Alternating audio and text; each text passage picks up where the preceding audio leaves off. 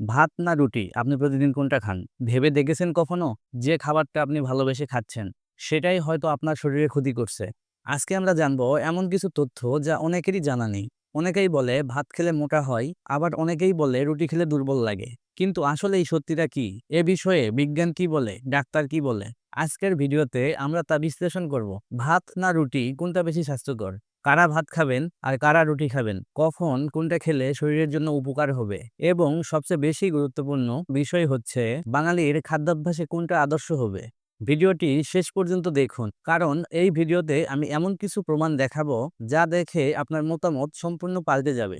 আমরা বাঙালি, আর আমাদের রক্তে মিশে আছে ভাত। যেন একবেলা ভাত না খেলে মনেই ভরে না, তাই না?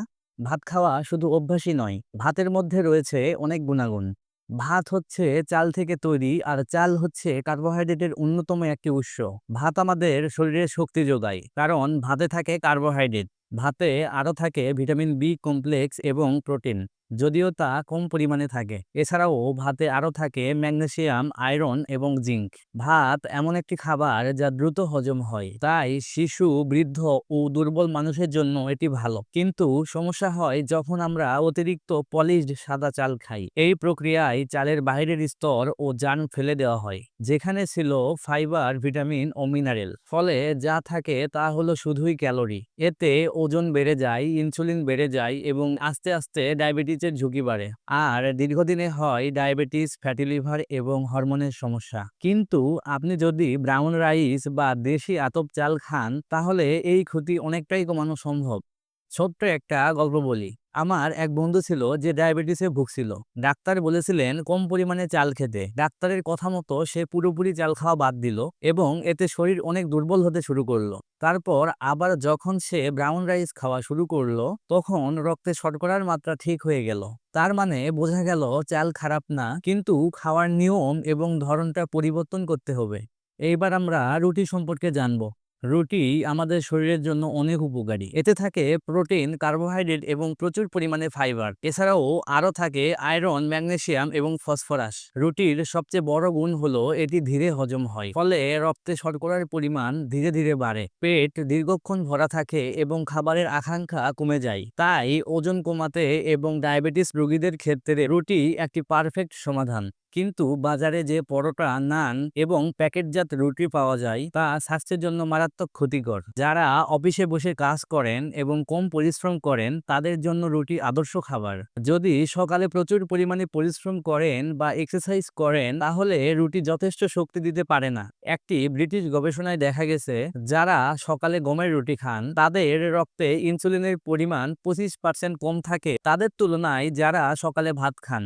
আবার অন্য এক ভারতীয় গবেষণায় দেখা গেছে, রুটিতে থাকা ফাইবার কোলেস্টেরল কমায় এবং কোষ্ঠকাঠিন্য দূর করে। রুটি এবং ভাতের মধ্যে তুলনা করলে দেখা যায় ফাইবার ভাতে কম পরিমাণে থাকে এবং রুটিতে বেশি পরিমাণে থাকে। প্রোটিন ভাতে কম থাকে এবং রুটিতে বেশি পরিমাণে থাকে। ক্যালোরির পরিমাণ ভাতে বেশি থাকে এবং রুটিতে কম থাকে। আবার ভাত দ্রুত হজম হয়, কিন্তু রুটি ধীরে ধীরে হজম হয়। তাহলে এখন প্রশ্ন, কারা ভাত খাবেন আর কারা রুটি খাবেন? যারা মাঠে কাজ করেন, প্রচুর পরিমাণে পরিশ্রম করেন, রেগুলার এক্সারসাইজ করেন, শিশু, বৃদ্ধ ও দুর্বল ব্যক্তি এবং যাদের ওজন কম, তাদের জন্য ভাত ভালো। আর যারা কম পরিমাণে পরিশ্রম করেন বা অফিসে বসে কাজ করেন, যাদের ডায়াবেটিস আছে, হজমের সমস্যা এবং অনেক বেশি ওজন, তাদের জন্য রুটি ভালো। সপ্তাহে 4 দিন ভাত এবং 3 দিন রুটি, এই ভারসাম্যই সবচেয়ে বেশি আদর্শ।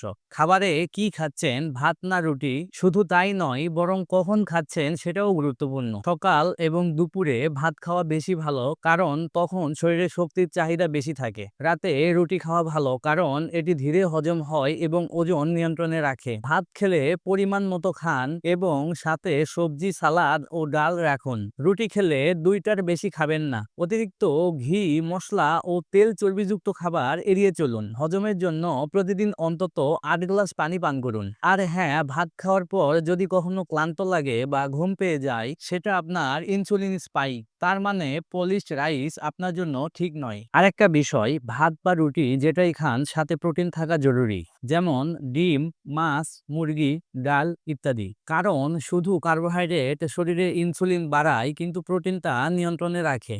শেষে একটা কথা মনে রাখুন, রুটি বা ভাত কোনোটি আমাদের শত্রু নয় যদি তা সঠিকভাবে খাওয়া যায়। সমস্যা হচ্ছে আমরা সময় জানি না, পরিমাণ জানি না এবং ভারসাম্য রাখি না। ভিডিওটি ভালো লেগে থাকলে লাইক এবং শেয়ার করুন। আপনার একটি লাইক আমাদের ভিডিও বানাতে উৎসাহিত করে। আপনি কোনটি বেশি খান, ভাত না রুটি? কমেন্টে জানিয়ে দিন। আর এমনই প্রয়োজনীয় স্বাস্থ্য বিষয়ক ভিডিও পেতে আমাদের চ্যানেলটি সাবস্ক্রাইব করুন। দেখা হবে আবার পরবর্তী ভিডিওতে। সে পর্যন্ত সবাই সুস্থ থাকুন, ভালো থাকুন আর দৈনিক ৫ ওয়াক্ত নামাজ পড়ুন। আল্লাহ হাফেজ।